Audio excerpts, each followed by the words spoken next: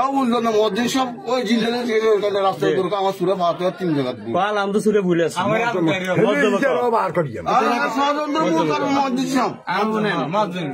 বিভিন্ন সময় আব্বা অসুস্থতার কারণে যাইতে পারে না, কথাটা ঠিক, কিন্তু আব্বার দায়িত্ব বাদ থাকে না। বড় ভাই যাই মুয়াজ্জিন আজানটা পর্যন্ত দেয়, নামাজটা পড়ায়। অসুস্থ ছিল কিন্তু এক ওয়াক্ত নামাজ বাদ যায় না, ভাইয়া কষ্ট করে গেছে। আচ্ছা আপনারা আর একটা কথা কই, আপনারা বাদ দিল সমাজে না মুসল্লি, আপনারা বাদ দিচ্ছি মোটি এনে দিব কমিটি কয়েকজন তো আয় ঢুকেছে আর নামাজ দিলে আয় দেখতাম না দামি কমিটির গাড়ি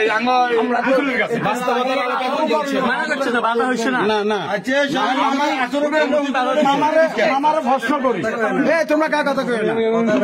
আপনি আমাদের মুসল্লি এবং সমাজের নিয়ে তো আমরা মসজিদে ইমামতি করেন, জি না কমিটির লেখা না সবাই মুসল্লি সব মুসল্লি এবং সমাজের জন্য। এখন আঙ্গ প্রশ্ন আপনার কাছে হলে একটা, আপনি যে আপনাদের বিদে দিব কমিটি হইলো কি হাতের গড়িয়া, এদেরকে আজকে যদি বলি তোমরা কমিটি থাকতে পারবে না, থাকতে পারবে, কিন্তু ইমাম সাহেব থাকতে পারবে। ও একবার গন্ডগোল হয়েছে না ইমাম সাহেব আমাদের আজকে বলার জন্য বিজয় নেওয়ার জন্য আমাদেরকে বিগত সৃষ্টি করা হয়েছে। এইটা আপনার একটা দোষ আছে। আমরা যারা শাসকের মুসলিম তবে মুসলমান, আমরা নিজের নামাজ পড়ি। কয়েকদিন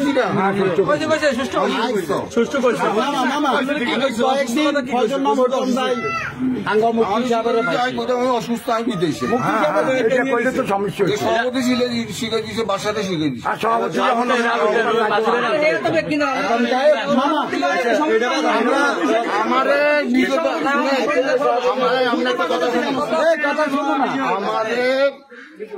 70 সাল থেকে এই পর্যন্ত আমাকে বর্তমান কমিটি জ্বালে আমরা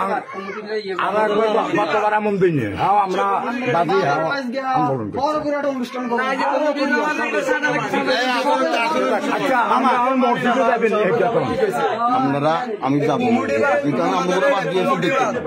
শুনেন আমি মসজিদ যাবো, আমরা আগে কমিটির লগে এবং আমি যেগুলো বলছি ওগুলো আমরা পরামর্শ ইয়ে করি। কার কমিটি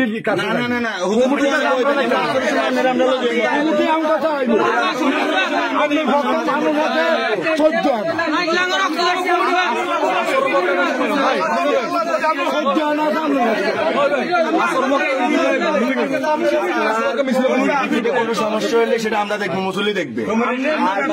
আজকে থেকে কোনো কমিটি নেই, কমিটির কাছ থেকে আপনি বেতন নেওয়ার দরকার নেই, বেতন দিব আমরা মুসল্লিরা, তবে একটা দায়িত্ব নিয়ে একজন লোকের কাছ থেকে বেতন নেবেন।